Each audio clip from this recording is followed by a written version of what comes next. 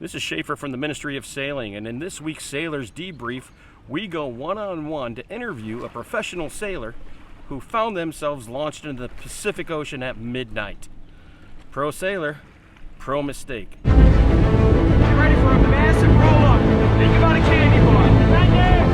Let's go. Bring it.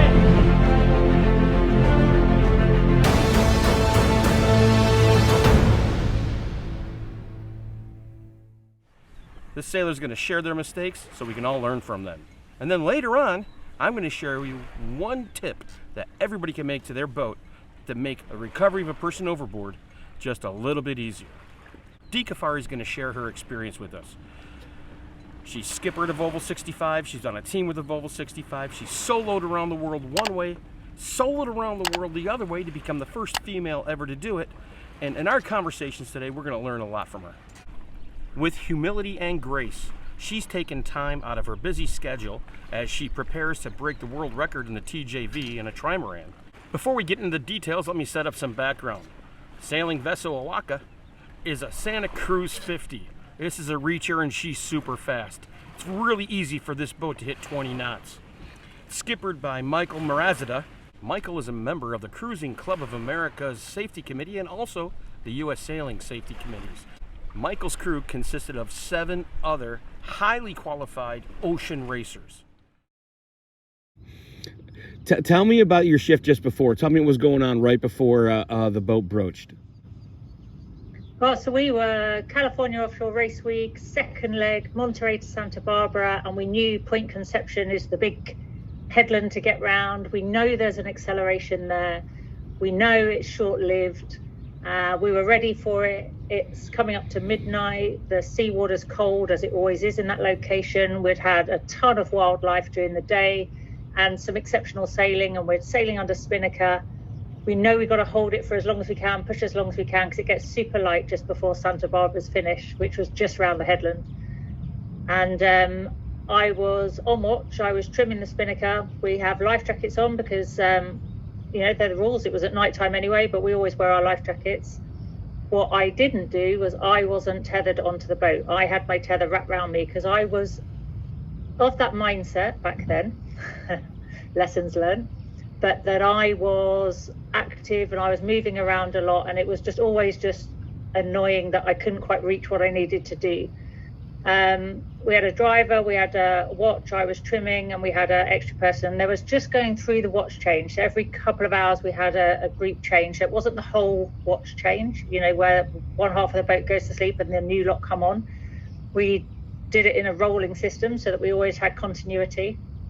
And there's always an element of a traffic jam at the watch system. Where I was sat trimming the Spinnaker, I was sat to one side of the companionway hatch on the high side, and that little bit of congestion there, it's a little bit of a distraction when there's a watch change. We'd talked about it, we'd been practicing to not be that distraction, but inevitably it happens. And as we were riding some big waves in the gusty conditions that we had, I needed to ease, and I eased and nothing really happened. And I went to brace my foot to the leeward side, but somebody was there, so I didn't put my foot down. Went for the ease as the boat tipped, and I just fell to leeward. And I assumed I was going to fall into the lifelines. And the next thing I know is I'm in the water being pulled along, still holding onto my Spinnaker sheet. And I've got things flashing by my eyes. I've got the aerials up where my AIS beacon had gone off and everything happening. And I'm watching the action on the boat then from the length of the Spinnaker sheet. And it was like having a bird's eye view of an emergency situation. And I wanted to call out and comment and give them that it's amazing what you can do when you have to. So I hung on and watched it all unfold in front of me. At the level we race, we're still trying to coach even when you're in the water. Because the funny thing, right, is you want to take the power out of the kite because you want to get it down so you can get the boat under control. And I knew that's what they were trying to do. But of course, I'm holding onto the Spinnaker sheet, which is keeping it powered up. And I was like, there's no way I'm letting this go for you guys. You're going to have to work this out yourselves. So, all right, here's a question. Were you more frightened or more embarrassed when you're in the water? Embarrassed. Oh, absolutely. I was. And I think the reason I wasn't frightened is because I was still attached to the boat. Yes, I didn't have my tether attached, or I would have been hanging over the side. I was attached with a Spinnaker sheet, and I knew I wasn't letting go. So I was super relaxed. But what was apparent was that nobody else knew that at the time of the incident. And the alarms going off, things are flapping, the noise on board the boat is unbelievable. That even communication between them all was difficult. And so they're in this heightened sense that's absolute chaos. They have no idea of this. So they thought the worst, that they had the frightened aspect, and I had the, oh, it's all going to be okay, we need to get this under control. But those two differences had a long-lasting effect when we all came back on board and we needed to carry on. When you were in the air, what was going through, I mean, it was probably an eternity in your brain, but what were those quick flash thoughts that you had? No, the whole time until I was realizing I was in the water and watching it unfold, I assumed I was going to land with my back to the lifelines. That's what I thought was going to happen. And it wasn't until I was in the water realizing that I was like, oh, okay, this is a whole different ball game. And I was thinking, oh, we've still got some more legs of this week to go, and I've got wet sailing boots now. I'm going to have to dry my kit. So in my head, I'm just like, oh, how embarrassing is that, you know? And then you're like, okay, this is going to have a knock-on effect on everyone. And actually, like, it's an incident, but the knock-on effect on a number of people and their emotions is huge. So Mike says that all of a sudden they look behind the boat, and you're behind the boat. Yeah. Yeah. What do you think? They got the boat under control. They got the Spinnaker down, and of course the boat slows down then. So rather than being pulled at an angle, I'm now to the back of the boat. So I work my way to the transom, and one of the girls sees me, and she's just grabbed hold of me.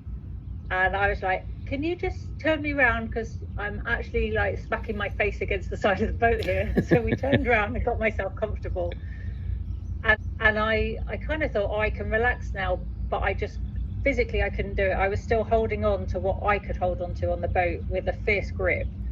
What habits have you changed since that day? No one is above the rules. Like, it doesn't matter how good you think you are or who you think you might be, you know, Mother Nature doesn't care. And if the rule is to be attached to the boat, be attached to the boat. Now in my safety briefs or when we're talking is, you know, it's really slow if you decide to swim. You know, you're just not helping us race the boat if you're not attached to the boat. You've got to stay on board. And now I'm sailing multi-hulls. We did a lot of work on man overboard and the drills and all the procedures. And the biggest takeaway, I say at the end of all the setup and that, I say, so what's your takeaway? And they were like, don't fall overboard. I said, exactly. How do you work with your leaders, your watch captains and your skippers in developing almost that constant safety briefing? Do you work on that as well? Like, so it's not just a briefing in the beginning of the race and that's it? Yeah, absolutely. You need that gentle reminder sometimes to bring everybody back down to the level again. And, you know, I had it on the Vendee Globe. I'm out there on my own, and you get so used to the environment you're in, you feel as if you're indestructible. And you're going forwards with your storm stay sail because conditions are such that that's the next sail you need. And you just kind of crawl up on deck with it under your arm, and then it takes a wave to wash you back, wrap yourself around the dagger board, and you're like, oh, hold on a minute, what am I thinking? You know, if I'm not on this boat, absolutely nothing can happen. And you kind of have that reality check, and you go back down, you go, what was I thinking? You put your tether on and you put your harness on, and then you go and do it, and you're attached to the boat, and then you realize, okay, now I'm indestructible because now the boat and I are one and we can do this together. And I think now, because I've had these experiences and I've had this realization of how you just acclimatize to things, that it's my job now to remind the younger sailors that are on board that are full of adrenaline, you know, and enthusiasm. Yeah, I'll do that. I'll be like, well, just take 5. Have you got your life jacket? Have you got your knife? Have you got this? You know, just have that check.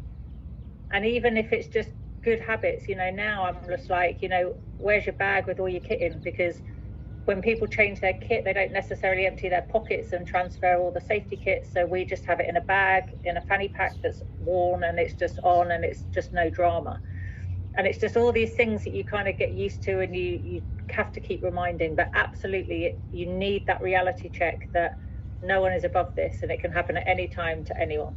I think it's really important to foster an environment, and I think it's successful key in leadership. I think it's really important to foster an environment on the boat that the person with the least experience, the person that just might be the cook, so to speak, has the ability, when they see things that are unsafe, to be able to talk about it. I think it's a role in leadership. What keys do you do to get people to be able to talk about safety, to feel like, oh, just because I might be the youngest person here or the least experienced, I still have a voice in safety? Do you do anything like that?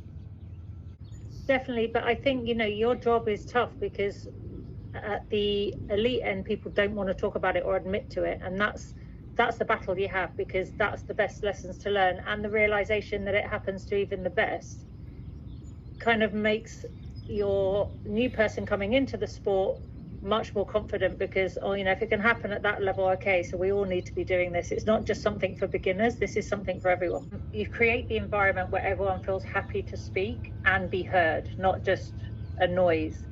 And I try and lead by example as well, so I'll be the first person to get the life jacket on, or it's coming down to sunset, or the wind's picked up, right, life jackets, and I'll be wearing mine. So if they've got a question to ask, well, I'm already in mine, so yeah, ask away. What do you want to ask? And I think it's very apparent then where they go, okay, the culture of this boat is looking out for each other and number one, safety, and then after that we can perform, because then everybody's not focusing on other distractions, but actually, because we're all safe, we can then concentrate on the performance of the boat. And I think if you can create that atmosphere and that environment to allow that to happen, then people don't mind asking about anything. And it could be the simplest things as well. So what I'm hearing you say here, I think a good take home is, safety enhances performance. I think if there isn't a culture of safety, or people don't feel secure, then they won't ask, they won't push, they won't, they'll be in fear the whole time, and you can't sustain that. And then they go downhill, and then you've lost the crew member. Right. Whereas I think if you instill that safety ethos, then everyone feels more comfortable, and then people are more willing to push a bit harder, or ask a question, or can we change to a bigger sail, because they're in that safe environment that we're all in it together, and we're being safe first and then fast second. After Dee was recovered from the water, she was back on the deck within an hour with dry clothes and a new PFD on. Now let's examine the lessons learned and that one tip that everybody should consider putting on their boat. Lesson number 1 is to stay clipped in. Of course, if she was clipped in, the man overboard situation would have never happened. Lesson number 2, Dee's life jacket was brand new. She also brought along with her a rescue device that automatically activates an AIS when a person's life jacket inflates. The third lesson learned is having a man overboard with a Spinnaker up is always going to be difficult. Training on dropping Spinnakers in intense situations, both day and night, is going to be critical for a crew to be able to control the vessel, to maneuver it to get back to the person who is in the water. Dee was lucky she was able to hang on to the spin sheet. And lesson number 4 is the tip that we want to share with everybody who has a sailboat. Doesn't matter if it's a catamaran, it doesn't matter if it's a monohull. Make sure that your lifelines are lashed on. Yeah, use little lashings, that way when you have a person overboard, you can easily cut the lashing and quickly drop the lifelines. It's going to make a difference when you're recovering a person, because instead of bringing over the lifelines, which is an additional 24 inches high, having those lifelines down and out of the way is going to be very important, because every second counts, and we need those seconds because our strength is always dwindling when we're pulling a person out of the water. Don't forget, there are standards when it comes to safety at sea. These standards are the offshore special regulations, and they're put out by World Sailing. It's going to be very important for any sailor to read these, to understand from the school of knowledge that's out there how to sail safely. Don't forget to visit the U.S. Sailing website to find a Safety at Sea course scheduled near you. It'll be worth your life.